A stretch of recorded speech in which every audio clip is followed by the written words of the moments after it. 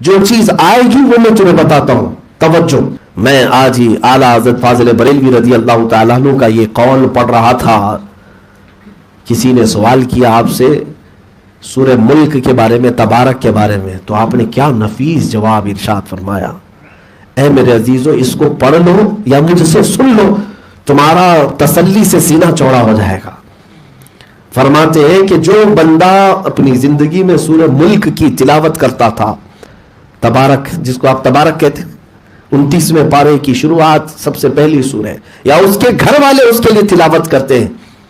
کہا جیسے ہی تمہاری روح قبض ہوئی، تمہارا انتقال ہوا، تمہارے عزیز تمہیں لے جا کر کے قبرستان میں دفن کراتے ہیں. تمہارے عزیز ہی صرف سفید کپڑے میں دفن کر کے آ جاتے ہیں، پھر تمہارے اوپر مٹی ڈال کر کے آتے ہیں. ایسے حالات میں کون جاتا ہے تمہارے ساتھ؟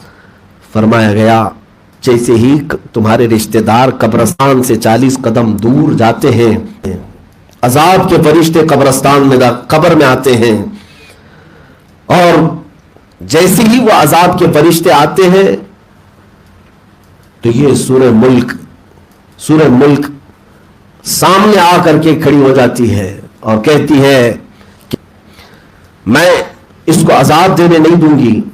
یہ سورہ ملک ایک حسین شکل میں آتی ہے تو عذاب کے فرشتے کہتے ہیں، کبھی سامنے سے آتے ہیں کبھی پیچھے سے آتے ہیں، لیکن وہ سورہ ملک جو ہے ہر جگہ ان کے سامنے آ کر کھڑی ہو جاتی ہے. توجہ چاہتا ہوں، کون سی چیز تمہارے ساتھ جائے گی اور تم کیا کمانے میں لگے ہو. سورہ ملک کو اتنی طاقت دی جاتی ہے، حدیث پاک میں ہے، قبر میں آ کر کے فرشتوں سے جھگڑا کرتی رہتی ہے، عذاب کے فرشتوں سے، کہ نہ میں عذاب دینے نہیں دوں گی. پھر وہ عذاب کے فرشتے کبھی دائیں سے کبھی بائیں سے کبھی آگے سے کبھی پیچھے سے، ہر جگہ یہ سورہ ملک ان کا مقابلہ کرتی. اخیر میں وہ عذاب کے فرشتے کہتے ہیں اے سورہ ملک، ہم خود سے نہیں آئے، اللہ کے حکم سے آئے ہیں، اللہ نے ہمیں بھیجا ہے، ہم اس کو عذاب دیں گے، اس کے گناہ ہیں، اس کی سیئات ہیں. اب سورہ ملک کہتی ہے توجہ، اچھا تم اللہ کے حکم سے آئے ہو، تھوڑی دیر انتظار کرو، میں خود اللہ سے بات کر کے آتی ہوں، میں اللہ سے بات کر کے آتی ہوں.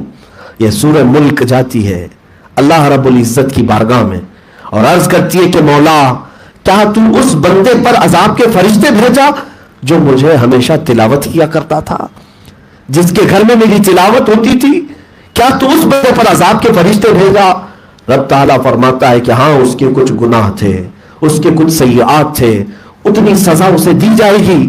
سورہ ملک کہتی ہے نہ مولا، اس بندے کو تو عذاب نہ دے، میری سفارش قبول فرما لے.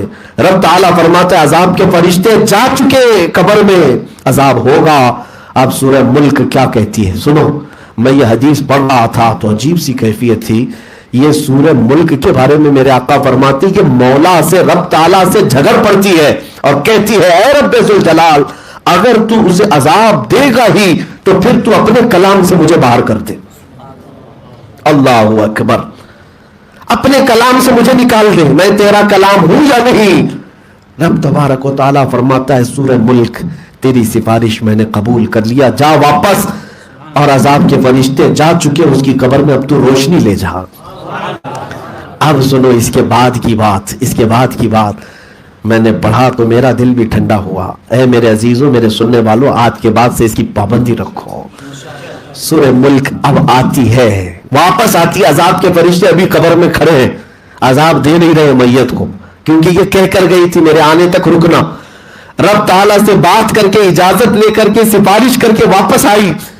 اور کیسے آتی ہے؟ اعلیٰ حضرت نے لکھا ہے حدیث کو، چادر لے کر آتی ہے اور ساتھ میں حسین پھولوں کا گلدستہ لے کر آتی ہے، خوشبوئیں لے کر آتی ہے جنت سے اس میت کے لیے، اور جلدی سے آ کر قبر میں تکیہ لگاتی ہے، اس کو بچھونا دیتی ہے، خوشبوؤں سے اسے سیراب کرتی ہے، اور اس کے بعد پوچھتی ہے اے میرے عزیز، کہیں میرے آنے میں دیر تو نہیں ہوئی؟